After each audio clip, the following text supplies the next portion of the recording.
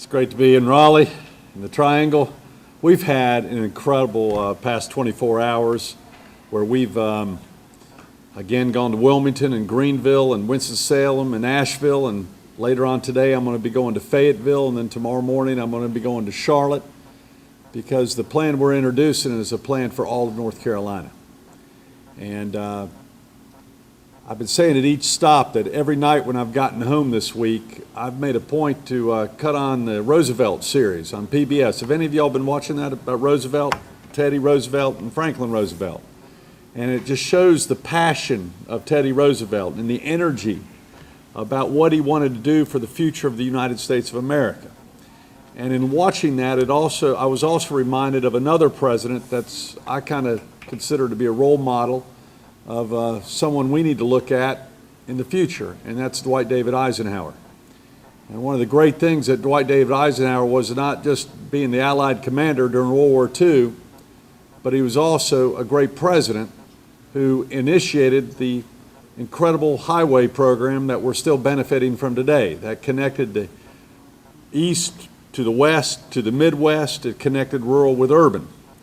And every generation is benefiting from this, even over 60 years later. But we can do the same thing right here in North Carolina, is prepare for the next 25 to 50 years for the next generation. And I'm convinced as a leader, working with each one of you, that if we prepare as opposed to react, if we plan and anticipate as opposed to react, we will continue to have the great quality of life that we enjoy here in North Carolina. We'll continue to have the economic prosperity.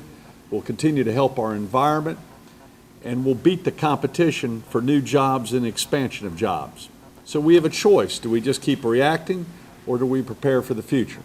And that's why we're implementing this 25-year transportation plan, because I believe we prepare for the future. I'm taking that choice. Now, one thing I noticed this when I was a mayor, and I frankly have noticed it when crossing the state as governor. And maybe you've noticed the same thing. As I cross the state, you know, often I go down roads where it goes from 2 lanes, and all of a sudden it goes to 4 lanes, then back to 2 lanes, and to 8 lanes, and then back to 2 lanes. And it has no rhyme or reason whatsoever. And then wherever it goes down to 2 lanes, there's a choke point. And wherever it widens back to 4 or 8 lanes, that portion of the road's named after a politician or a former DOT member. And you wonder, wait a minute, were we making decisions based upon the criteria that's important for the future of North Carolina, or based upon politics? And Representative Murray, I was so proud of your support for the mobility formula, which basically is another step forward in which we're taking the politics out of where we put our roads, and we're putting our roads based upon 3 major criteria. The one criteria is where we can save lives, the safety of our citizens. Safety of our bridges, safety of certain roads where it's just dangerous, and we need to do everything we can to protect our citizens. The second criteria is where the cars are, where is there congestion. That's very important to people getting to and from work, from wherever far you might be, and it's also important to our environment. The more congestion there is, the more it hurts the environment. And the other criteria is where we can create jobs through investing in infrastructure. And those are the 3 major criteria that we want to use on where we build roads and where we build other needed infrastructure. Not just roads, we're also talking road and rail, and even technology is part of the infrastructure that we must have. And that's exactly what we're doing. And what we want to do is connect rural with urban, east with the west, north and the south, and even connect this state with our neighboring states in North Carolina, in South Carolina, in Tennessee, and Virginia. You know, I was a mayor of a city, as Paul knows well, when he was mayor here, where we were right on the South Carolina border. And frankly, the economic region included Rock Hill, South Carolina, and Fort Mill, South Carolina. The economic boundaries meant nothing to those who were looking for jobs and economic development opportunity. And frankly, when you were stuck in traffic, people don't know what state they're in often, or what county they're in, or what city they're in. They just know, I'm stuck in traffic, and they're not sure where the political boundary that was made by politicians actually is. They just want something to do with it, someone to deal with it. And that's exactly what we plan to do. Now, our goal in this 25-year plan is connect people to airports, connect people to water ports, connect our commerce and people to our healthcare needs, connect them to education opportunities, and connect them to jobs, including agriculture, manufacturing, high tech, and travel and tourism. And let me mention travel and tourism. Another reason why we want to connect to other states is when we connect the other states, it's not just travel and tourism for people within North Carolina. We want to have people get into our state in the most efficient and effective way so they can visit our beaches, visit our beautiful cities, and visit the mountains and spend money. I don't want people just going to South Carolina and Florida from North Carolina. I want people in South Carolina and Virginia coming to North Carolina to spend their money for the incredible travel and tourism industry that we have here in North Carolina. And I'll mention one other thing about the states. For example, in the northeast part of our state, near Virginia, this is coming from the governor of North Carolina. I mentioned this in Greenville yesterday. We think for Elizabeth City area, for example, one of some of the best opportunities for Elizabeth City area is to connect them to the Norfolk area and the Hampton Roads area. Very similar when Rock Hill, South Carolina, connects to the Charlotte region. That creates jobs and spin-off regardless of the political boundary. And in other parts of the state, there are connections we need to have in Tennessee, and in the southeast, there's connections we need to have to South Carolina. So we're recognizing that this is cross-jurisdiction borders, both city, county, and statewide. So let me tell you about some of the things we're going to do, especially right here in the Triangle.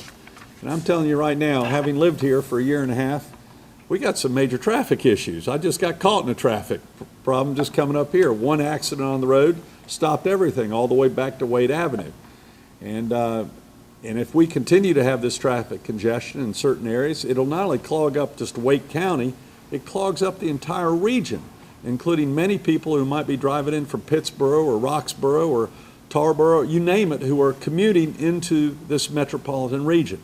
And one of our other goals is to connect our metropolitan regions among each other and also connect our rural towns with the metropolitan regions.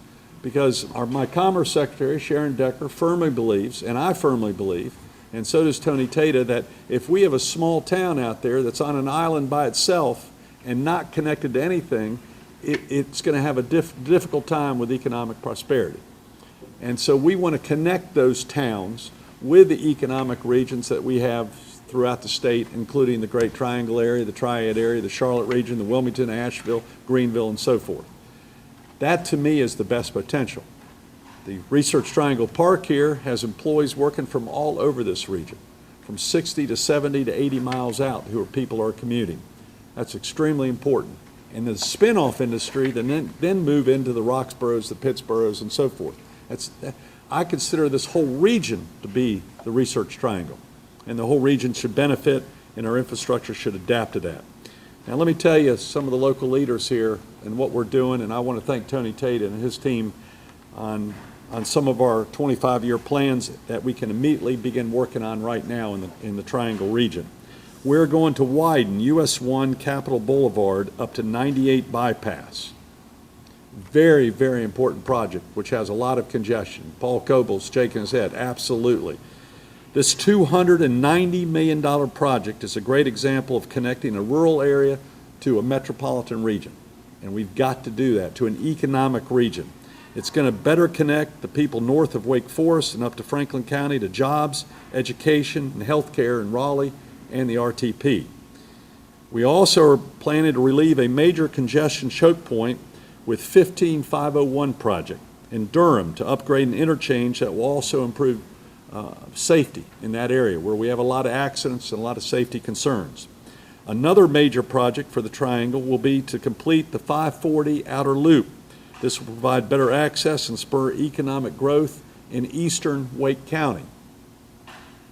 I'm telling you, this region has done extremely well with the mobility formula, and as we are spending our money. We also know that businesses need better airport and air freight connection to be globally competitive, so we're going to complete major upgrades to the runway here at RDU. This airport is crucial to our connection to the rest of the world and to the rest of the United States. So those are just a few of the projects. Now we're also, I want to talk about some next steps, but before we do, I want to show you a video because the next steps will also give us some other opportunities to go beyond just a mobility formula and jumpstart some projects that are stalled. But before we talk about that, I want to show you all a quick video so you can help communicate this to your constituents.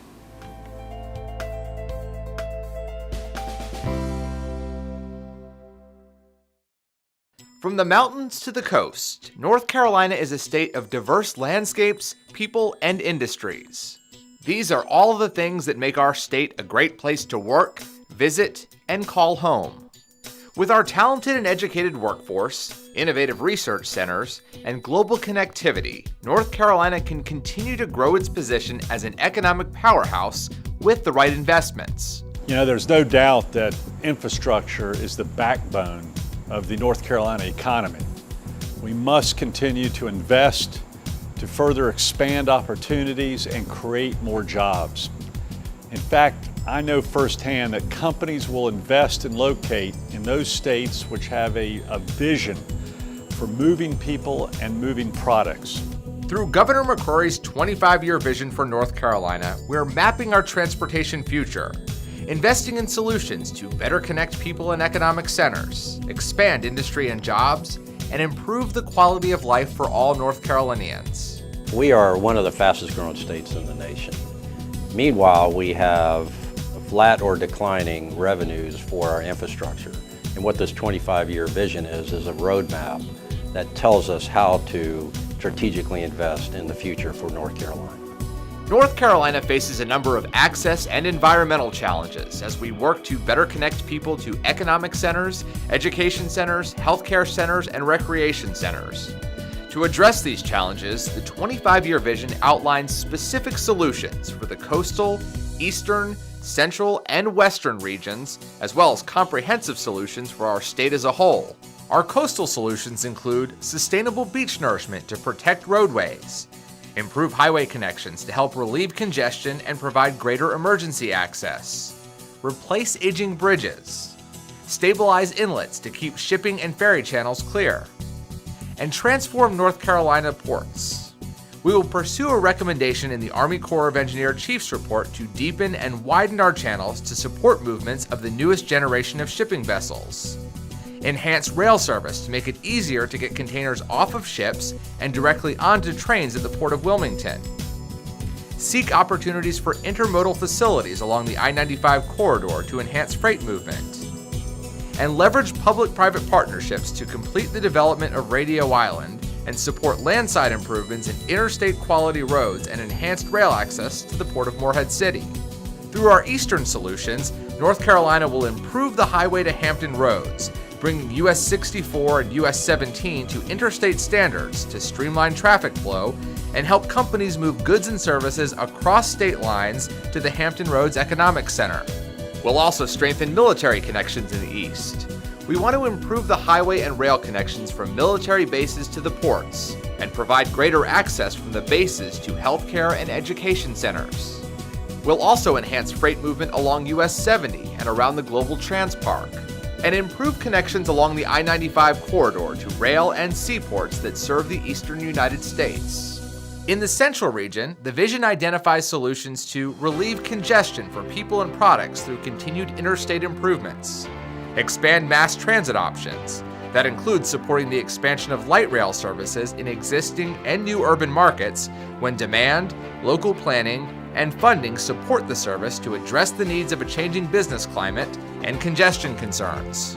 Enhance access to inland ports through improved highway and rail connections. Improve connectivity to logistics hubs by expanding air freight and rail capabilities. And we will support connections to privately developed megasites by recognizing infrastructure needs and supporting their ability to attract new businesses. Our solutions for the western region include improving interstate connections to provide better access to economic centers in Georgia, South Carolina, and Tennessee. Strengthening highway connectivity from the mountains to the coast by improving US 74 to interstate standards from Asheville all the way to Wilmington. And improving intrastate connections to Asheville, Charlotte, and Winston-Salem to promote tourism and provide better access to healthcare and job training. We'll also enhance industrial rail access in the West to support freight movement, helping expand industries like agribusiness and support economic development. The governor's 25-year vision also identifies comprehensive solutions to address transportation needs across the state. That includes strengthening the maintenance of our existing facilities to keep the existing transportation network in good shape, improving our public transportation and passenger rail network to accommodate changing demographics and ease congestion in some regions, while providing better connectivity and quality of life across the state, expanding bicycle and pedestrian networks statewide to offer more transportation options, and supporting greater broadband connectivity within our existing right-of-way to enhance global connectivity. The 25-year vision is a roadmap for North Carolina's success in the future, but we need to invest in our vision to get there. To address our infrastructure gap, our increasing population, and revenues not keeping pace, we need to identify alternative funding solutions. They include optimizing public-private partnerships, reducing dependency on federal dollars, taking advantage of historically low interest rates to enhance our ability to fund projects through bond strategies, and presenting targeted revenue recommendations to the General Assembly for action during their 2015 legislative session. The 25-year plan is all about solutions, and we have to be creative and innovative about how we find the funding for those solutions. And we've got to have some hard conversations going forward, because what we all want is a better North Carolina and a better economy in North Carolina. We must invest in transportation to improve the quality of life, our safety, to increase business opportunities in every region of our state. This is what's going to make North Carolina even better for the future, for the next generation. A long-term vision for infrastructure and transportation.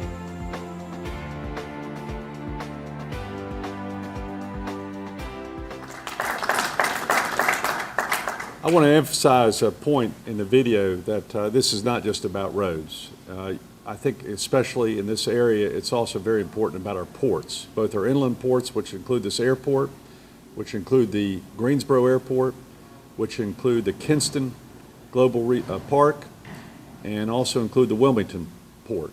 We get a lot of questions when we're recruiting industry in this 60-mile to 70-mile radius about where is the ports. And so I really want to emphasize that this is not just about roads, it's also about rail and ports and communications. And that's a part of our long-term plan.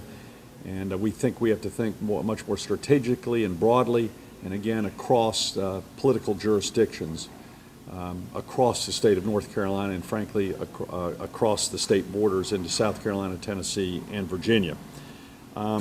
What are some of the next steps? Well, the first step was the mobility formula, which is, frankly, because of the mobility formula and the decisions that we've made just in the past month or two, just this immediate area will have over $1 billion of new construction. Over $1 billion just in this immediate area in new construction because of the changes that we've made. And a lot of that was because of the serious congestion and economic development opportunities in this area. The second thing that I'll be recommending to the legislature immediately come January will be to have a at least $1 billion bond referendum against the existing money that we have coming in, so we can speed up some existing projects that are really sitting off on the sideline right now, but are project ready. And the longer we sit on the sidelines, the more expensive they're going to get, and the fear is the interest rates are going to go up. So we got to take advantage of the low interest rates of existing bonds at this point in time. And then we have the opportunity to unleash at least 21 potential projects across the state, which we think will help with the connectivity to the economic regions of the state, which are very important and which will deal with the choke points of many of these areas where all of a sudden you have a narrowing of transportation needs. In fact, one of them in this area that we hope will be one of the 22 projects is the 401, which in Lewisburg area, which connects Franklin County to Wake County. That's a very, very important connection. And if we get that bond passed by the legislature and gives us approval to start using that money on these 22 projects, 401 would be a very, very important additional project in that area. If we don't get it, again, it could be in limbo for a fairly long period of time. let me also talk to my legislative and county leaders that I've also given another directive to Secretary Tata. And that directive is we still need to think long-term. And I've asked him to come to me with even more types of funding recommendations on how we can meet even more transportation needs in the future. And we'll be presenting those hopefully next year on ideas that we might have on how we can increase the capacity of funding for much needed infrastructure for maintenance, repair, and the expansion of new roads, bridges, and other immediate needs in North Carolina. Because right now, certain projects fell right below the list. And some of those projects that did not meet the top 40 or 50 could be in limbo for decades to come. And I think that again will be putting future governors and legislators and county and city officials in a reactive mode as opposed to a proactive mode. So as the video said, we're looking at private-public partnerships. We're looking at every type of alternatives, and we're reviewing what other states are doing in that area at this point in time also. So we do plan to come back and have that discussion with all of North Carolina in the near future. Listen, Eisenhower did this in the 1950s, and we're still feeling the impact today. We can do it right now and have an impact on generations to come. I did it as a mayor, plan to do it as a governor. With your help, we can all do this together. And it's going to have to be a teamwork between state, local, city officials, and we're going to be working hard with the federal government to show them what our vision is. So they can also be partners, but we also understand not knowing what the federal government situation will be in the upcoming years, we're going to have to find out or also figure out our own independent ways to stand on our own if needed.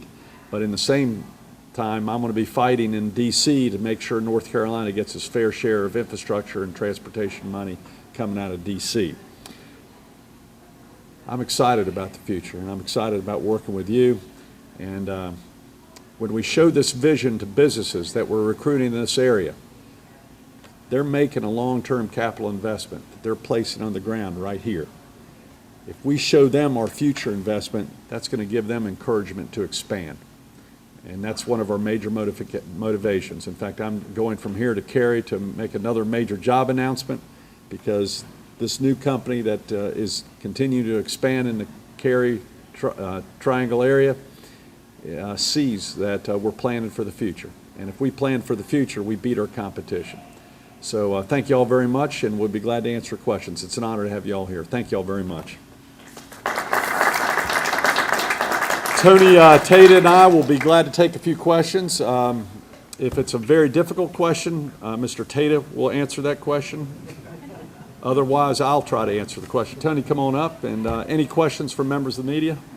And then I'm going to head to a job announcement. Yes, sir. If you could identify yourself and then. How do you think this will be received by the General Assembly? You talked about the need for teaming. We're getting very, very favorable response just in our, because we've had a lot of representatives like Tom Murray come to these meetings, and they're coming up to the meeting, and I've already got some Transportation Committee chairmen saying I'll help sponsor that bond referendum. So, but we're still in the communication stage. One thing I learned as a mayor, and I'm going to do the same thing as a governor, you've got to first explain your vision before you ask for money. And before I ask for them to vote on the bond, we've got to clearly explain how we plan to spend it and how that fits into the strategy of economic development and quality of life. And this is that first stage, is showing them our vision for the future. But when we've given these presentations throughout the state, we've had a lot of great participation by House members and Senate members, and frankly, they've come up to me and said, let us know how we can help. But they like the initial first steps. They supported the mobility formula. I might add, the mobility formula was, I think 90% of the vote was Republican and Democrat together. It didn't make the front page of many newspapers that we had that, but that was probably I think the biggest vote in North Carolina legislation this past 2 years. And it changed legislation that was over 25 years old. It's kind of buried, but maybe a one-day story, but that mobility formula is going to have an impact for generations to come. Other questions? Fantastic. Thank you all very much. It's an honor to be here. Thanks for coming to this great airport, too.